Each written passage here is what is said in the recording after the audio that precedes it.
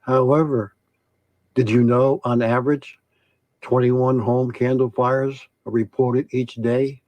Three out of every five candle fires start with something that could burn, such as furniture, mattresses, bedding, curtains, or decorations being too close to the candle. Candle fires peak in December and January and rank second. From January through November, 4% of home candle fires start with decorations. This certainly jumps up 12% in December. Christmas is a peak for candle fires, which is almost three times the daily average. So if you love candles and you forget about them, it'll burn your friggin' house down. The following is brought to you by Crystal Health and Safety.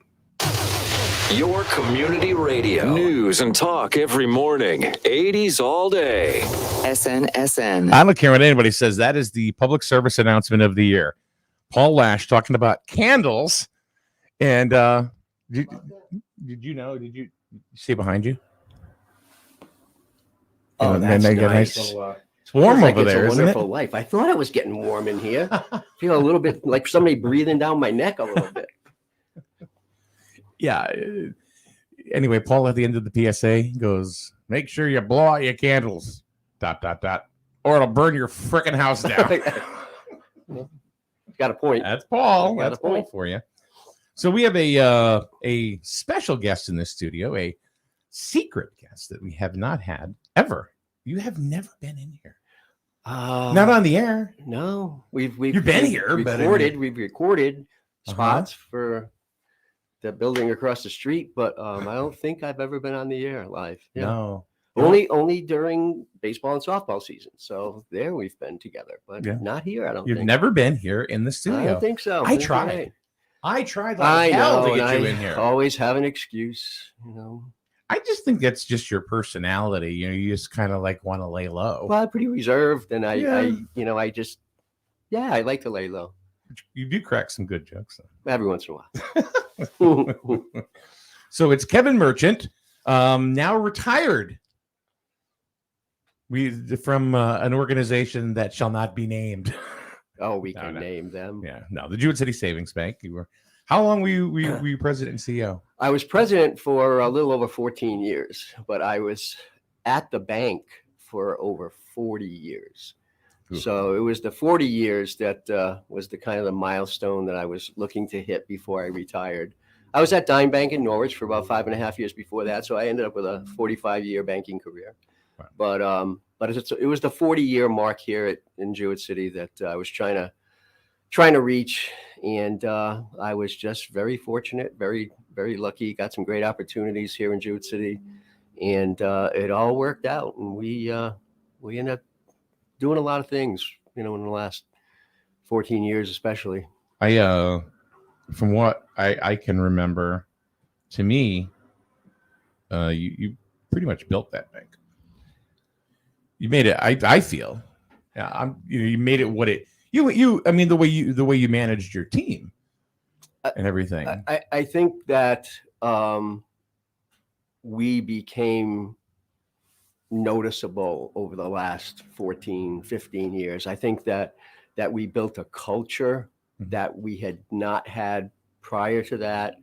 I think it was a culture of true, I know this is cliche, but that team culture, and everybody got on board. And when you can get your senior people to all be on board and fulfilling a role, it just trickles down. And then you get your middle managers to follow, and then the middle managers, you know, kind of set the path for your staff members.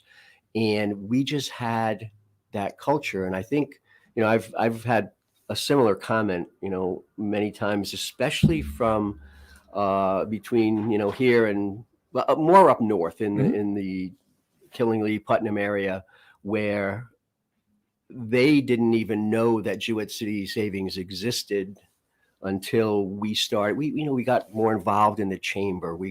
The Chamber of Commerce, Northeastern Connecticut Chamber, we got more involved in having our employees volunteer for different things. We were at every community event that there was out there. And sometimes if there were 3 community events on a single day, we'd have 3 different Yeah. teams out there volunteering. Everywhere you went, there's still Jewett City Savings. And I think that just culture built within our employees. And the employees make the bank. It's not a single person. It's not a small team. It's the entire team. And if you can get the entire team to buy in, you can go big places. You can be very successful. And I think I was fortunate enough to get the right people in the right positions. And and we just grew from there. And we grew a lot. We expanded to 7 offices. And How many offices did you have when you took over? 4 or 5. But we moved an office out in Central Village, if you recall. It was in the plaza out there, and we built a new office. We expanded to, we opened an office in Preston after I was there. Well, actually, there were 4. We opened an office in Pawcatuck, which is a real stretch for us because we just hadn't been in a community like that before. Pawcatuck, Westerly. Pretty more affluent than typically the Northeastern Connecticut corridor. And then, one of the things that I always had on my list, and we're always asked about, is why not Putnam? Get in Putnam. Putnam's got so much going on. So we opened a facility in Putnam. And the last I knew, they are still doing very, very well out there. They're a great team. They have a great manager, and Amanda Heibel, and so we're kind of, when you can consider where we were and now we go from Pawcatuck to Putnam, that's quite the stretch. Sure. And and it's up and down the entire East Coast, almost, eastern part of Connecticut. like 395, and and it's been good. It's been great. So you've retired from there, which we know, and I have. we've covered that a few times, but now you're, might be starting something else. Just kind of. Yeah, we don't know. I've always kind of dabbled. You're not bored. I've had, huh? You're not bored. I'm not bored. I'm having a great time, by the way. This retirement thing is pretty awesome. I have to tell you, if you have a chance to do it, go right ahead and do it. Yeah, just do it.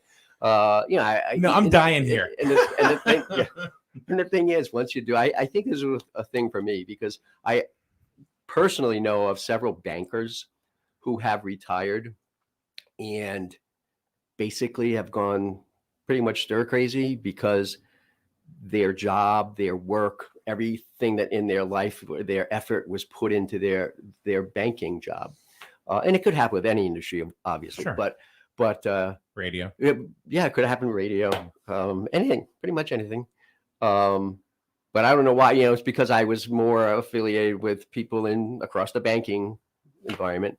But I know personally of a couple people who that happened to, where their job was their life. And when they retired, not having a great retirement plan, they kind of went stir crazy. Yeah. And one of them in particular had to basically go back. He went back into banking after he had retired. Excuse me. And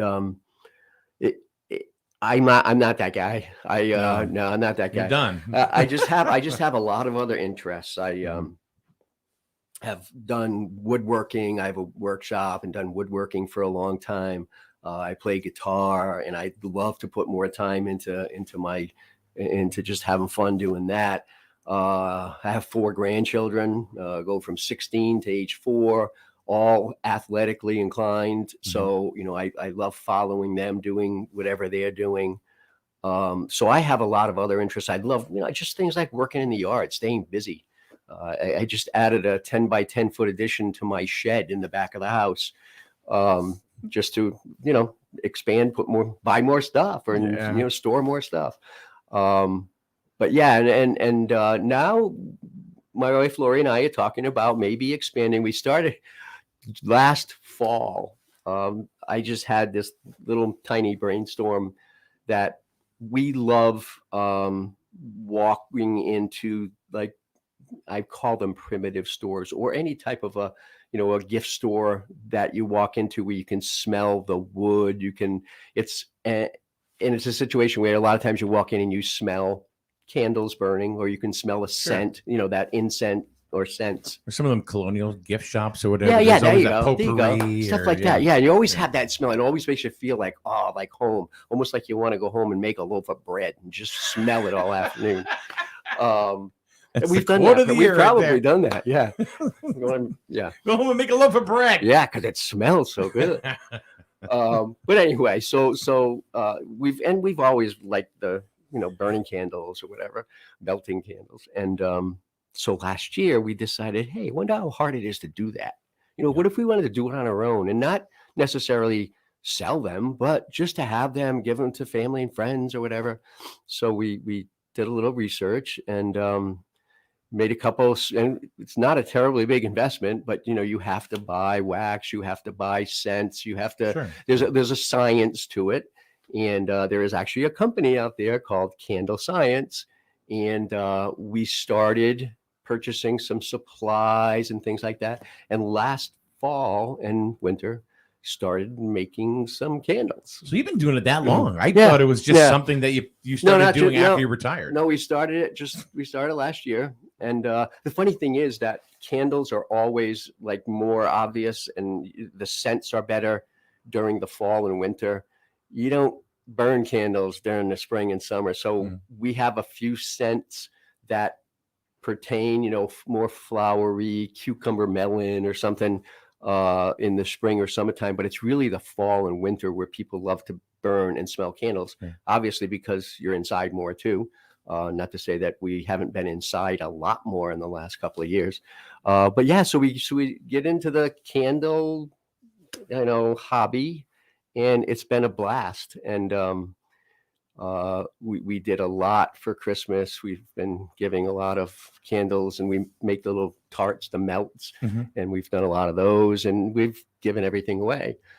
But we're talking about maybe this could be the start of something, because my wife Lori loves, and I call them primitive shops where they have primitive, and I say furniture, but it could be just a little bread box. It could be a shelf on the wall. It could be a bowl rack that you put on So the wall. furniture and home accents. that Yeah, kind of it's stuff, more like the home accent stuff. And the thing is, I do a lot of that already for us. Every year I make for Christmas, I make homemade gifts for my kids. And I've done that for years.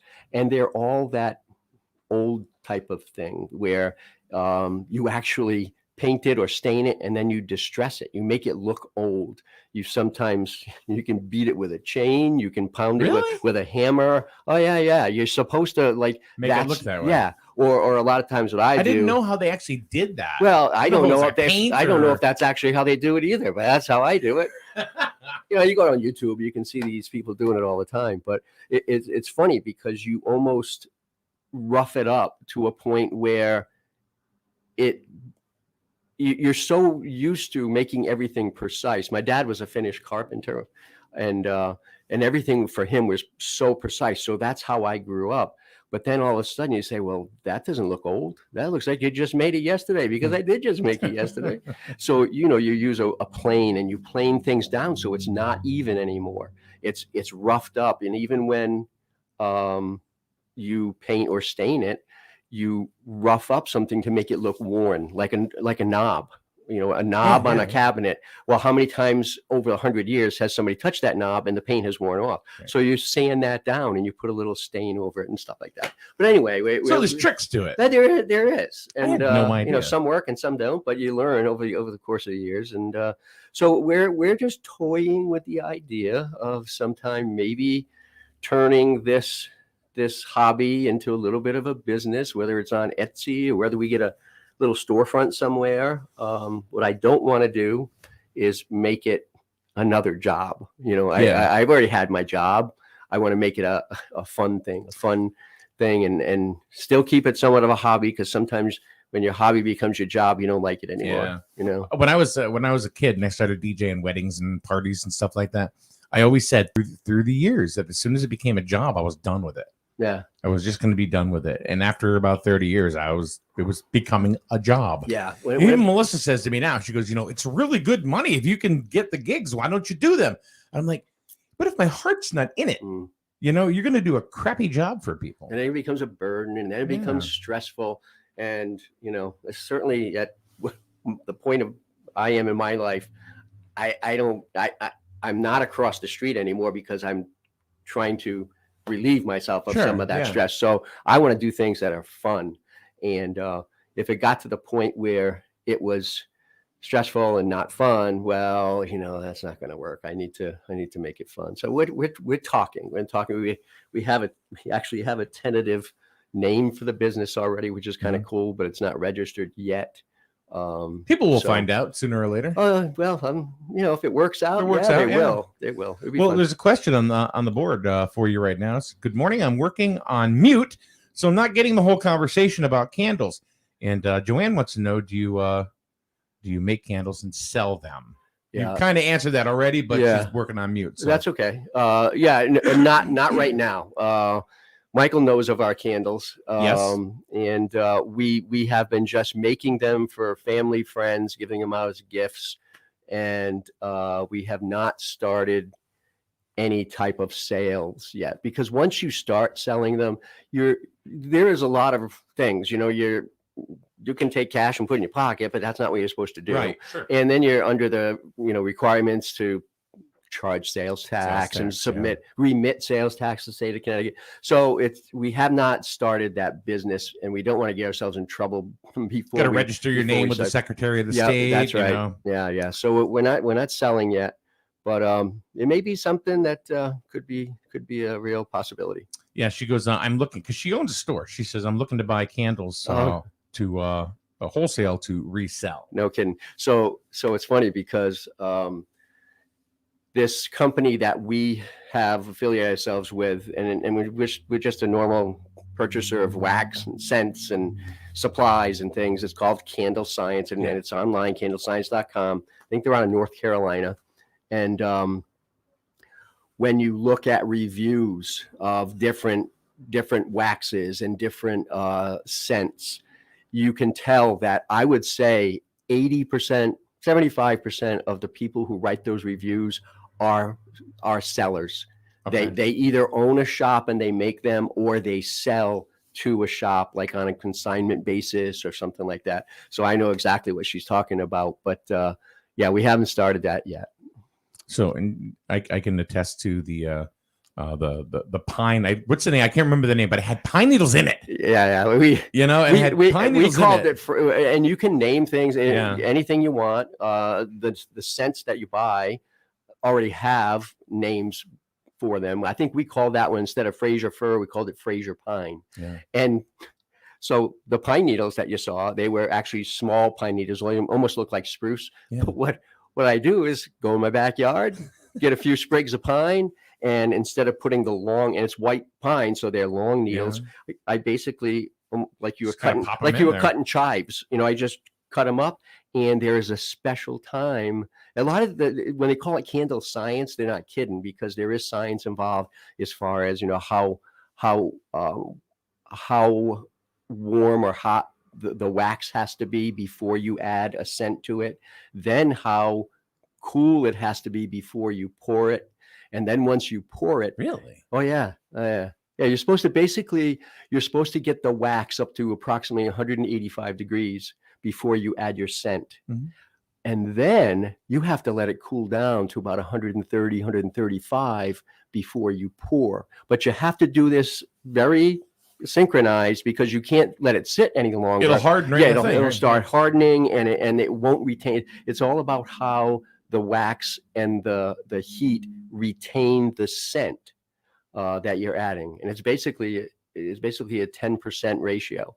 So if you're making 3 pounds of candles, 48 ounces, you add 4.8 ounces of scent to that. Mm-hmm. So it's pretty cool. That is pretty cool. Yeah.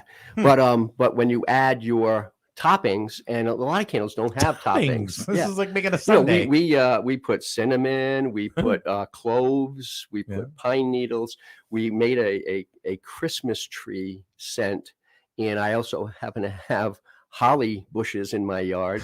So we took small holly leaves along with the berries, and Lori, with a pair of tweezers, would set the 2 holly Are you leaves serious? in and Really? the berries right where she wanted them in the candle. But the problem is you have to do it at a certain time, because if you do it too soon, it'll sink into the wax. If you do it too late, it won't stick to the wax. I don't know. I just So thought it was the it's- coolest thing that the pine needles are in it. Yeah. I thought yeah, that was just yeah. So it's again, you have fun with it. You experiment. You can mix scents, whatever you make want. your own. You can do whatever you want. Yeah, and you just you try this, try that, and until you get the way you want it. So let's talk about something really fun. And this is this is something we've been doing together for a long time. Everything's been fun with you, Mike. Everything. it's Every fun time with we you get on too. the air, it's fun. Well, I don't know what happened, but when we did our first game together, I think it was a softball game. So that was what 6 years 6 ago. years ago, yeah. Yeah, that's a long time. And we just I was much younger then. I'm not as young anymore. it was I was worried sometimes if you're going to be able to get out and actually get to the game Yeah. or whatever. You mean But- because of my age or because of the bank? No, because of the bank Oh, and your okay. schedule. Jeez, You have the I'm craziest Talking about younger, schedule. and then I didn't think you'd get out of your car. I don't know. You had the craziest schedule that I had ever Right. known anybody to have.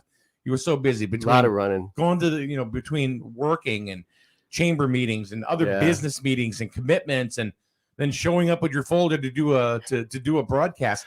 And the very first day that we did a broadcast together, I think I said to you, just be you, just be Kevin. And then all of a sudden, the merch was born. Well, I've had at the bank. I was probably forced into a lot of kind of public speaking, I guess. I was the president of the Northeastern Connecticut Chamber for a year, and I worked up through the chairs. So I had some exposure to talking in front of people. And this was different, though. This was talking in front of people that you didn't see, Right. and maybe that was easier. I don't know, but It's easier for me Yeah. sometimes. yeah, I can't do in front of a crowd. yeah. I mean, I can, but I like going back into the old DJ and live stuff days. I'd have terrible anxiety before every single one I did. Because I was like, am I going to screw up? Are they going to like what I'm going to do? And then things would get going and that would kind of go away. You kind of like get into it. And is that what kind of happened with you? Or did you just kind of put the headset on and said, let's go? I don't. You know what I think with me, Mike, is that I think I was so confident in my knowledge of the game that it was just easy for me to Yeah. talk about it. I coached softball for a number of years. High school level softball for a number of years. I played baseball in high school. I actually was all-star. 100 years ago. I was I captained the NFA team 100 years ago. Went to college to play. I know the game so well. Once we started talking, and obviously it's surrounding the game, it just became easy for me. And that's the only reason why. I had a public speaking course in college. You mean like Toastmasters or something like that? Absolutely Or? despised it. I despised it. And when I started having to speak in front of a group while in my jobs at the bank, I think I always remembered back to that college course and how scared I was back then. But I think if you feel confident in whatever you're talking about, I think that changes the whole dynamic. It The does. whole Even in dynamic. here. Yeah. Because even there'll be days I'll come in like, what the hell am I going to do? And then it's like, then you can't force it. Yeah. You really can't. And if you're not sure of what you're saying, you kind of hesitate also. Yeah. So it's different. Yeah. Well, one of the things I know is when I started, when I started carrying softball games, when we first started doing it, and I said, hey, Merch, you want to do this? And you're like, okay. And then you're in. I didn't realize how much I didn't know about softball and the differences between baseball and softball. And I learned that from you, how much, how much small ball they actually play. And it's also a lot of more. I think there's more strategy in softball sometimes rather than instead of baseball. It's more strategic because yeah. Everything's shorter. So you're really just trying to get, the girl from first base to second base. How can you do that? because in softball, a lot of times when you have outstanding pitchers, which there are a lot of them, one run is a big deal. You could have a 1-0 game, a 2-1 game. So you have to learn how to get that runner to the next base. And obviously Coach Aramoni over here in Griswold has been able to do that consistently year after year after year. I coached with him in summer ball for several years, and I learned a lot from him. And but it is a different game. It's a totally different game than baseball. A lot of the fundamentals are the same, but I didn't know that. I didn't realize that. Yeah, until it's even about covering bases. On certain situations, who covers which base. It's not just an offensive thing on bunting and try to get the person to second base or third base. It's who in defense has to move to cover this base, that base, when the offense does play that small ball. But it's different. And yeah, we learned a lot as we were going through, and we've been very fortunate to cover some great teams over there. So we've been doing that together for about 6 years. I think it's 6 years. Yeah. And now you're expanding a little bit about that, and we're going to get into basketball. Yeah. So you and I are going to do 10 basketball games, God willing. Yeah, no kidding. With what's going on. I mean, there was the mandate that came down yesterday from the state of Connecticut that all athletes have to wear masks when they're competing, except for wrestlers and. Hey, how do you? I thought they said all indoor sports in this latest new rules thing. They have to wear masks in every setting, whether it's a locker room, on the sidelines, or whatever. But when they're actively wrestling, they can remove their mask. Yeah. Honestly, it wouldn't stay on. Yeah, you're right. It's not going to stay on. Right. And the other sport, do you know what the other sport is that you don't have to wear a mask in when you're competing? Swimming. Hey, how about that? Good game. I'm thinking, how the heck would you wear a drenched mask? Swimming, it's going to fall off anyway again. It's gonna, waterlogged, the big old waterlogged. Well, that makes diaper. more sense though, because swimming, you're not on top of each other. Wrestling, Christmas, you could spit in the other guy's mouth or all that. I don't even know. And there's a lot of sweat that flies in wrestling. Yeah, a lot of sweat, and you're literally the whole idea is to hug each other. Whereas in basketball, that's not necessarily the idea, although it can be a pretty rough sport and a very high contact sport. It's fun to watch. High school wrestling is a blast to watch. Yeah. It's more, what I mean? They have like the TV wrestling and stuff like that. And that can be fun to watch, because it's more about stories and that kind of, that type of environment. You go to a high school match, man, I'll tell you, there is energy all over the place. Kids are tough too. These kids are tough. The Christie boys, the twins and Aiden, they're all wrestle. Aiden's a fantastic soccer player and a great wrestler. And it's that's a cool sport. Just want to throw a question at you that Joanne wants to know. Do you give candle making lessons? God, maybe that's what we'll do once we start the business. We can have little workshops. That's a great idea, though. That's a great idea. You could do them right here. We could. We could. Yeah, I could rent out a little spot out here. We could do a workshop. Yeah. And again, it's actually more fun. It's not difficult. It's just a matter of there is a science to it. And if you want your candles to come out, even how you set your wicks in the jars. Mm-hmm. And a lot of times they have the tarts that you don't have to worry about a wick. You put it in a little melter.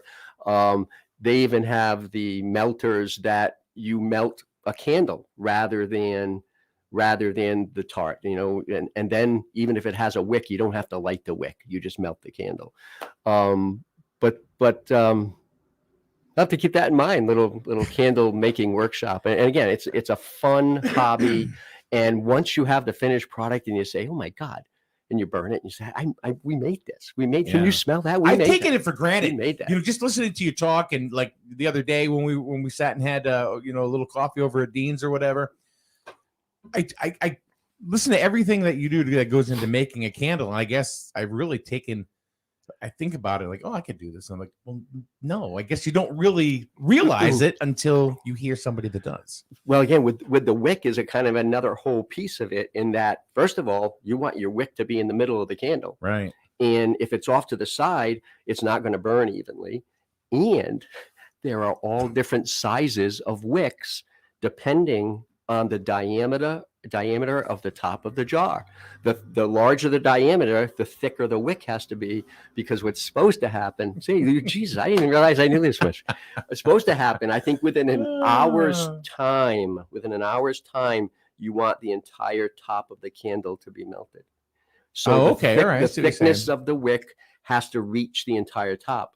And, as you see candles that are much larger, and there's 3 wicks in them or 4 wicks in them. And it all depends on how it melts the top within a certain period of time. And you want it to be even. But we'll have to put the workshop idea on the list of things to consider someday. All right, getting back to Basketball. Yeah, Daryl says candle making sounds too complicated. It's really not. It's really not. If I can do it, anybody can do it. So we're going to do 10 games. No, the beginning of the season didn't start out as we wanted it to, because we would have already had a game or two under the belt. Yeah. But then COVID protocols stepped in and shut the whole season down. Basically the program. Yeah. Right. I mean, not just varsity, but JV and freshmen. They have a freshman team this year. Yeah. That, which is kind of cool. I think they had 14 kids go out for freshman basketball, which they haven't had. And I think they took them all. And I tell you what, from my sources say that there are a few freshmen. They have 6'4" freshmen. They have a few freshmen that could be very good ball players and may even jump up to varsity at some point. Wait till you see him next year, too. Yeah, that's what I mean. And even Babcock is talking about, we've seen his JV team play. And I asked him, I said, are you going to go ahead and I heard you're going to retire after this year? And he says, he goes, have you seen my freshman team? Right. I'm not leaving. Because I'm not going anywhere. Yeah. That's like Coach Molesky with the team that he has now, which is a bunch of juniors who have come through the system. A lot of the kids on the team right now. First of all, there on the boys varsity team, there are no seniors on the team. Right. And some of these kids have played together since 4th grade. Yep. And, in the 8th grade, it was kind of almost the same team that went undefeated. And of course, they've come through freshman and sophomore years. And last year was a bunch of sophomores and Kyle Green, one senior. Yep. And they had a relatively good year. I think last year just showed that there is a lot of potential for this team. And now, as all juniors, a year older, very, very scrappy, quick, very, very hard-nosed players. And they're going to be exciting to watch. We're going to have to see what happens, because if it doesn't happen this year, next year, very well could be a state title.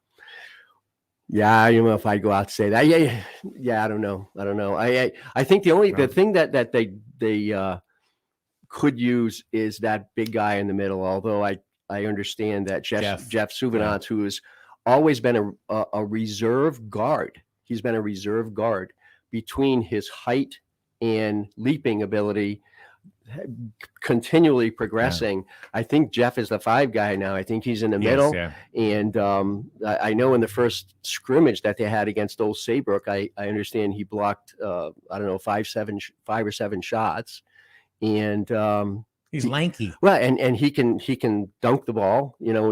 These kids played together during a summer league. They played in some tournaments here in the summer and the fall. So these kids have been playing together all the time. And Jeff has come a long way, and he could be that middle guy. But they don't have that 6'5", 6'6" guy. Although they have a freshman coming up, so it may not be this year, but next year he may have some impact. On that varsity Even team. On the girls' team, they have a 6'1" freshman. Yeah. Kira Nielsen. Yeah. And she's just very tall, and she's got a lot of raw talent. So it's going to be exciting. So as far as the games are concerned, even going forward, tonight is the first game. Right. Putnam. Very first game of the season. Home. And we can't say who, but I don't know how it's going to run or how it's going to go, because there are some kids that are not going to be there. Yeah, it's not gonna go as expected with the starters that they expected to have. I think they're going to be down 3 starters tonight, which is too bad. And I think that's going to be for the first 3 games of the year, which is tonight. Then they play Woodstock next Wednesday, and then Berlin. Yeah, and Berlin will be our first broadcast. Have you been able to get in touch with the coach there? No, not yet. No, okay. No. And that would be a rare afternoon basketball game, varsity basketball game, but of course it's Christmas week. So it's supposed to be, I think, a 3:45 game in Berlin, and that's planning to be our first broadcast. And just cross your fingers that nothing changes between now and then as far as the CIAC changing the rules again. Yeah. But I think the rule that everybody has to mask up, if that's gonna still save the basketball season, and it's gonna still allow spectators, which is, that's the thing. Yeah, because they didn't have spectators all last year. There's a girls' game tonight at Wheeler that we're looking to cover, and I mean, the AD at Wheeler. I mean, I've been talking to her for years. She's great. Yeah, she's funny too. She's great. Yeah, and she's very accommodating. But I haven't heard back from her yet. And I'll tell you, it's the same thing with just about every AD right now. They are with COVID protocols and things that are happening. They are so busy. I don't even know how they do it. Up to their eyeballs. The Crevino is the same way. Yeah. It's nuts. The athletic department, just the administration in general. That it's just one thing after another. And it always seems like, and we had a little bit of this at the bank, but always seems like no two cases are the same. There's always a different little twist that you have to make a decision about. And you try to follow the rules, and the Department of Health rules, and the CDC rules, and the CIAC rules. And it's just stressful. One thing that the residents and fans cannot do now is they can't blame the Board of Education for anything. Yeah, that's right. Because they got nothing to do with it right now. It's all the state that's doing it. That's right. It goes beyond that. And I heard yesterday when they announced it that it was the governor who actually mandated it, that the masks had to be worn, because the CIAC before that, they were allowing, was a state mandate. Yeah, they were allowing vaccinated athletes to not have to wear masks. But then Griswold, actually the Board of Education last week had a special meeting that said, nope, everybody's going to wear masks regardless of vaccination status. Right. And then now then of course, there are residents that of course don't agree with that ruling. But then again, now the state came and did it. So it really has nothing to do with the Board of Education. I think the vaccination thing is I'm not sure I agree with it either, in that, everybody out there is pushing to be vaccinated, be vaccinated. And, high school kids, everybody all the way through now become vaccinated. And when the kids go out and get vaccinated, it's almost like they're still being punished because they have to wear a mask. Right. But again, you throw that all out the window as long as they're still able to play. If that's an issue, if that's going to prevent them from playing, where somebody's pushing the idea of not having to wear a mask, just and have spectators. So tonight, 7:00, Griswold High School. I think your starting lineup is going to look like Souvenance, Christian Russell. Let's put in Kyle Rude, Evan Merchant. You kind of know him a little bit. Who'd be number 5? Gavin D'Amico. Yeah, I would think. I say Gavin D'Amico. Yeah, and Molesky's really high on D'Amico. I asked Molesky last year who he felt was one of the players that is like really come through, and he said Gav. Yeah, he was a role player. He's a role player. He does whatever you need him to do at any point during the game. He's a tough, hard-nosed kid. Yeah. He fights on the basket. He's just a role player, and he's that utility guy that can go in, more underneath the basket. He's not an outside player, but Gav's pretty good. He's hard-nosed. All right, Merch. Hey. So it's I think it's really cool. I'm really looking forward to should be fun. Doing basketball games with you. We've never done a basketball game together. No. And so we'll see how this goes. A lot of fun. So. Yeah. So tonight, Griswold High School will be in Berlin on December 30th, and we'll have the schedule.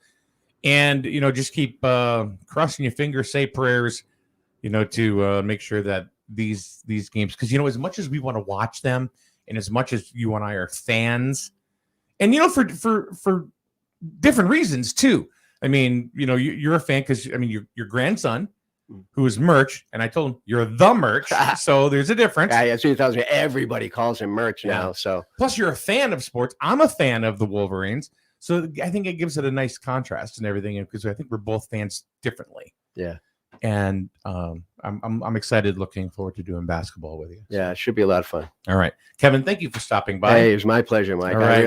I'm really surprised your hat didn't catch fire with the I know. I the tell you wall what, fireplace. I thought I smelled a little bit of smoke once or twice, but it looks like it's okay. I hear there's insurance. So. Yeah, sure.